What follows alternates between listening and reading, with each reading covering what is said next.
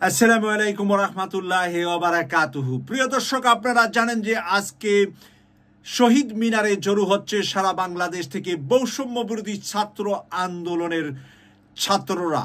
সেই আন্দোলনে অংশগ্রহণ করতে খুলনা থেকে যখন একসাথে 25টি বাস ছেড়ে আসছিলেন, সেই বাসের উপরে বাগেরহাটে অতর্কিত হামলা চালিয়ে বেশ কয়েকজন ছাত্রকে হতাহত করা হয়েছে। এখানে আহতদেরকে হাসপাতালে চিকিৎসা দেওয়া হচ্ছে। প্রিয় দর্শক, আমি আপনাদের সামনে জোরালোভাবে তার প্রতিবাদ জানাচ্ছি। যেই সন্ত্রাসীরা বাগেরহাটে এই ঘটনা ঘটিয়েছে, তারা তো এই ঘটনা ঘটেনি, তাদের কপাল পুড়েছে। আমি জানি, আমি বিশ্বাস করি এই ছাত্র সমাজ এই অন্যায়ের জন্য প্রতিবাদ নয়, প্রতিশোধ নিবে নিজ হাতে প্রয়োজনে।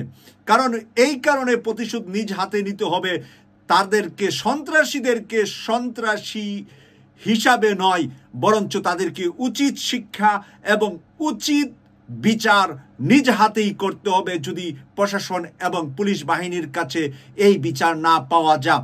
আমরা যেটুকু জেনেছি যে পাশেই থানা ছিল, থানা থেকে পুলিশরা তেমন কোনো তাদের নিজস্ব কোনো বাহিনী নিয়ে সহযোগিতা করেননি।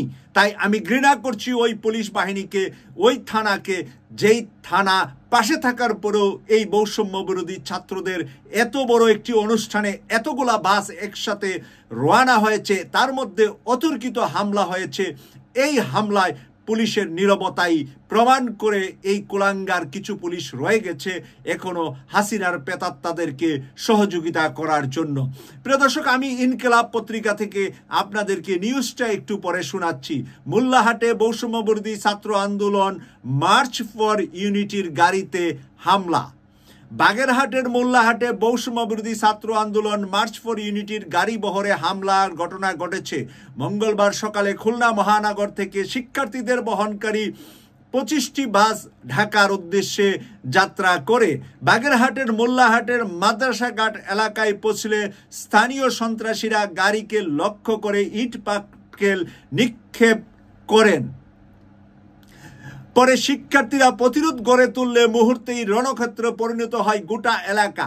ঘণ্টাব্যাপী সংঘর্ষে এখন পর্যন্ত 20 জনের আহতর খবর পাওয়া গিয়েছে। পরিস্থিতি নিয়ন্ত্রণে পুলিশ ও সেনাবাহিনী কাজ করছে।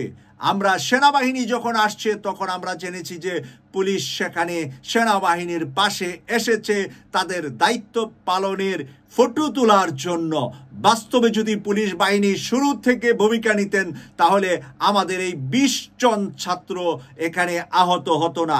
আমি আজকে শহীদ মিনার থেকে এই আহতদের পক্ষে যেন ঘোষণা আসে এবং মোল্লাহাট সহ বাংলাদেশের আর যেখানে যেখানে বৈষম্য বিরোধী ছাত্রদের উপরে যেখানে নির্যাতন হয়েছে এই জুলাই বিপ্লবের পর থেকে এ পর্যন্ত, তাদেরকে আমি হুঁশিয়ার করার জন্য আমি অনুরোধ করব আজকে যেন গুরুত্বপূর্ণ ভূমিকা এবং সিদ্ধান্ত আসে আমাদের শহীদ মিনার থেকে।